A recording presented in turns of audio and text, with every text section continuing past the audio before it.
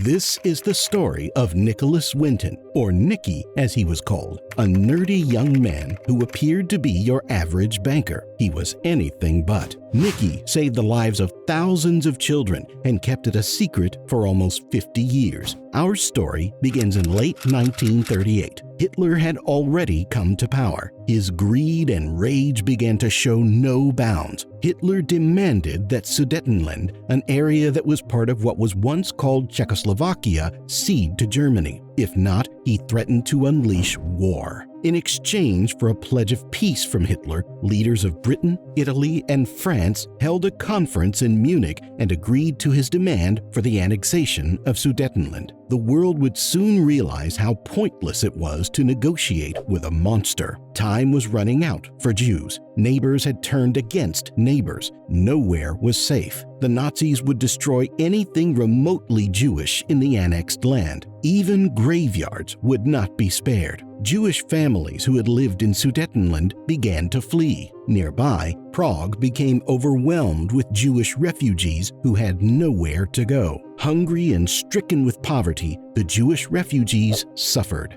That year, a young 29-year-old British banker named Nicholas Winton wanted to go on a trip. He loved to ski and was planning a Swiss skiing vacation with a dear friend. Nicky was used to the good life. He had grown up in a 20-room mansion, had gone to the best schools, and lived in luxury. But in December, Nicky's friend Martin Blake called. He had joined a refugee committee. "Cancel our trip to Switzerland and meet me in Prague instead. You have to see this," his friend told him. "And Nicky, don't bother to bring your skis." Nicky was intrigued. Was it really as bad as Martin was telling him? He would find out that it was much worse. In Prague, the plight of his Jewish brethren was pitiful. Winton then went to Czechoslovakia, where the situation was even worse. The Nazis had released coordinated acts of violence and hatred against Jews in Germany, killing and hunting Jews, burning synagogues, desecrating graveyards, and destroying homes and shops until glass littered the streets. Nicky was horrified. Something had to be done. Could the children at least be saved? Nicky soon learned that though Britain relaxed its immigration laws and created a program called Kindertransport that helped 10,000 children leave Germany and Austria, but nobody was looking towards Czechoslovakia, Nicky made a decision. He began to plan and orchestrate a rescue operation. Back in Prague, news spread of a young man with a way out. Desperate parents came to Nicky. Thousands lined up at the door of a small office he opened,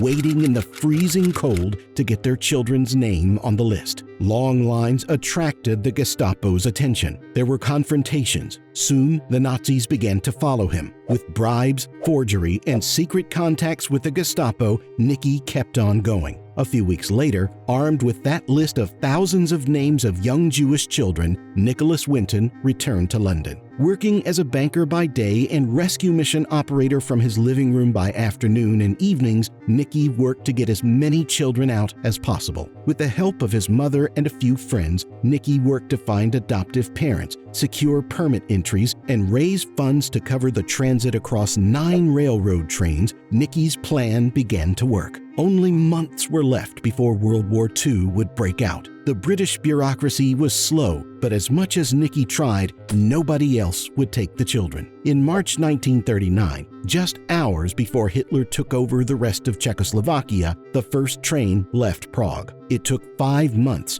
but Winton and his small team saved a total of 669 children. On September 1st, 1939, a 9th train was sent to leave, with another 250 children. It never departed. On the same day, Hitler invaded Poland and closed all borders, igniting World War II. The 250 children were never heard of again. Winton's rescue operation came to an end. The children that had been saved would never be reunited with their parents. They were murdered in the Holocaust. For nearly 50 years, the world knew nothing of what Winton had done, not even his wife Greta. Then, one day, Greta found a scrapbook in the attic of their home in 1988. a dusty record of names, pictures, and documents detailing a story of redemption from the Holocaust would the world learn the truth. Nicholas Winton would be knighted by the Queen and reunited with some of the children he saved on a surprise TV show. The world would know that amongst them, in the form of a quiet banker, was a real hero.